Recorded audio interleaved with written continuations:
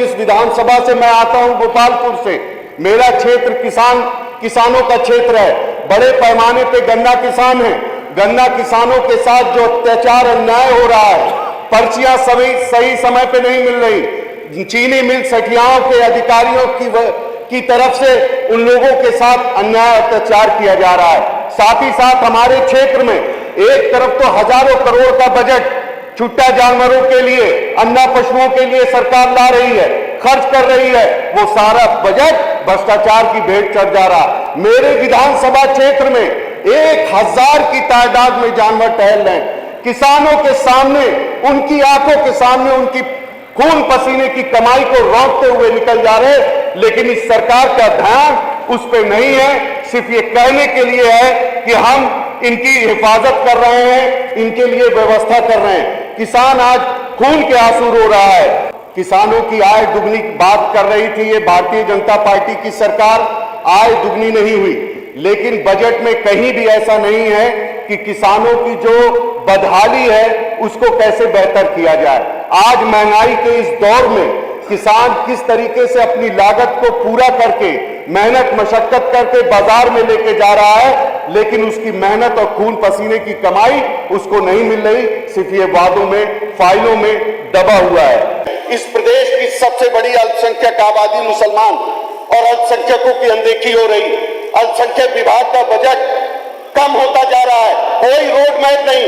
एक तरफ तो आप भाषणों में कहते हो कि आपको मुख्य धारा से जोड़ने का काम है, मुख्य धारा से आप कैसे जोड़ोगे जब आप मुसलमानों के बीच में शिक्षा को नहीं लेके आओगे, उनके रोजगार का ध्यान नहीं दोगे, उनके बजट को नहीं बढ़ाओगे, उनकी बेटियों की शादी का अनुदान काट दोगे, तो आप बताओ वो मुख्य धारा से कैसे जुड़ेंगे। भारतीय जनता पार्टी की सरकार का जो बजट है वो सिर्फ अमीरों के लिए है और अमीरों की थाली भरने के लिए।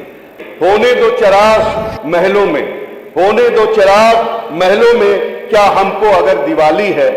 किसान हैं हम, नौजवान हैं हम, मजदूर की दुनिया खाली है शोर इस सदन में कि पूरा हुआ है ख्वाब, है शोर इस सदन में पूरा हुआ है ख्वाब, देखा जमीन को हमने तो बंजर पड़ी हुई।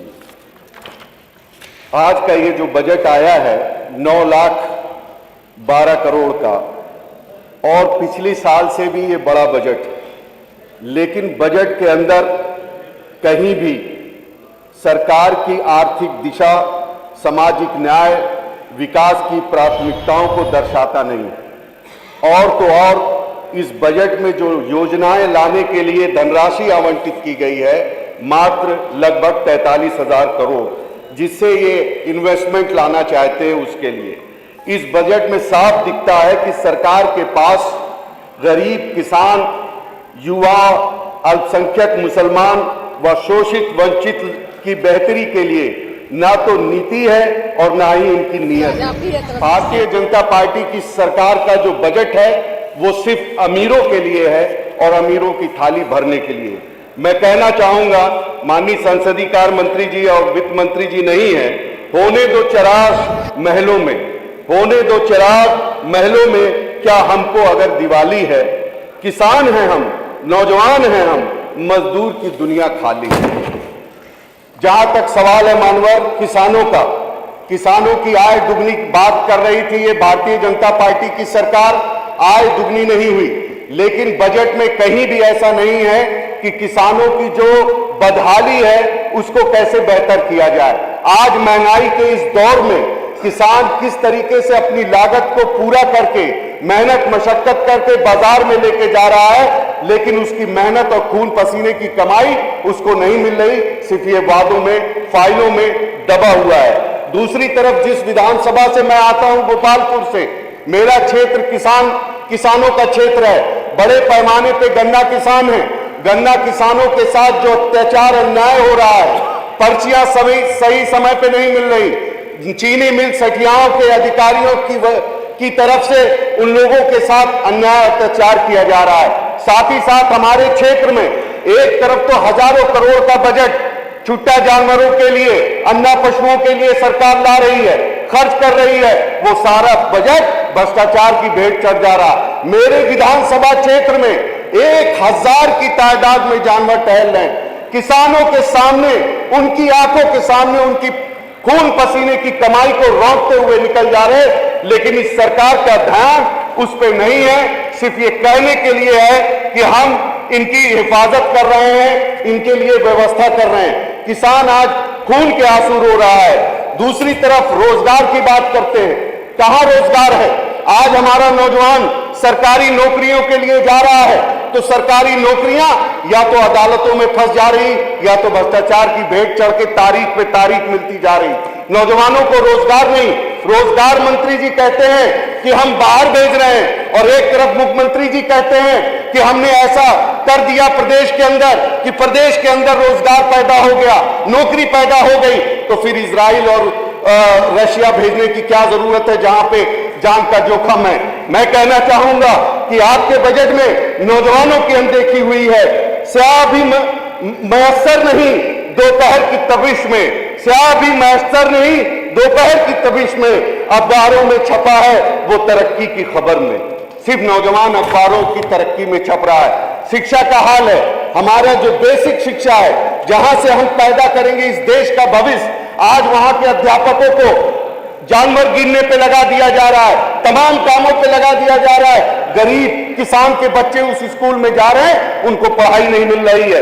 दूसरी तरफ मैं कहना चाहता हूं, सरकार का शिक्षा अधिकार नियम 2009 की धारा 12(1) के अंतर्गत सहायता प्राप्त अंग्रेजी विद्यालयों में 25% गरीबों के बच्चों को आपको शिक्षा दिलानी है, लेकिन सरकार की आंखें बंद है।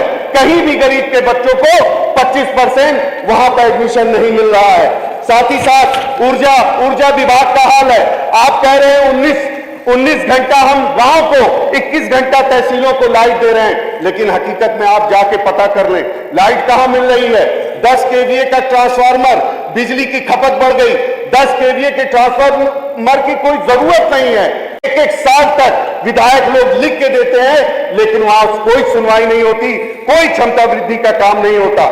मेरी विधानसभा के अंदर गोपालपुर में तमाम योजनाओं में अधिकारी हमसे मांगते हैं कि विद्युतीकरण नहीं हुए, मजरे जो छूट गए लिख के दे दीजिए। हमने लिख के मानवर दिया, लेकिन कोई कार्रवाई नहीं हुई। साथ ही साथ हमारे क्षेत्र के नगर पालिका बिलरियागंज नई नगर पालिका बनी है, वहां पर इतनी समस्या है। आप तो उनसे सरचार्ज शहर का कर रहे हो, लेकिन लाइट आज भी आप ग्रामीण की और तहसील लेवल की भी नहीं दे पा रहे हो। वहां न्यूट्रल फेस के लिए पिछले 1 साल से मैं चिट्ठी लिख रहा हूं, अधिकारियों से मिला, मंत्री जी को बोला, लेकिन आज तक उस समस्या का समाधान नहीं कराया गया। दूसरी तरफ मेरी विधानसभा गोपालपुर में मत्स्य विभाग, जो आज बड़ी बड़ी बातें हो रही हैं, मेरी विधानसभा गोपालपुर में मछली पालन बड़े पैमाने पे हो रहा है, और सिर्फ उस पूर्वांचल में नहीं बल्कि पूर्वांचल के आसपास प्रदेशों में वहां से मछली की सप्लाई हो रही।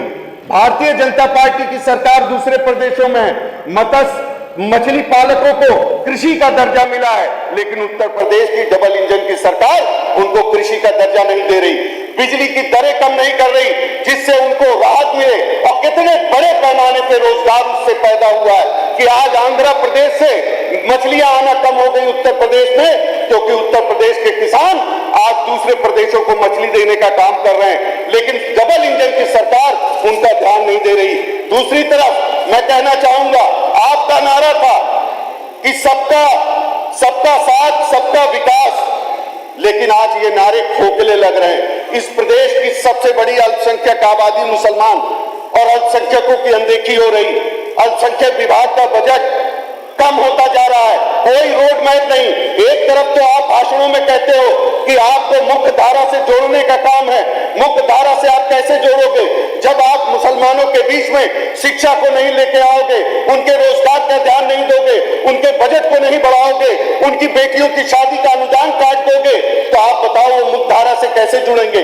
इसलिए मैं कहना चाहता हूँ, मैं बस बात कर रहा हूँ, मैं एक मिनट बस आधा मिनट में मैं एक मिनट में अपने क्षेत्र की कुछ समस्या है मैं कहना चाहता हूं। मेरी विधानसभा क्षेत्र की तहसील का निर्माण गोपालपुर में महिला डिग्री कॉलेज, देवरांचल बाढ़ ग्रस्त इलाका, 100 बेड का super specialist hospital, Gangapur CSC को पूर्ण रूप से चलाया जाए। बिलरियागंज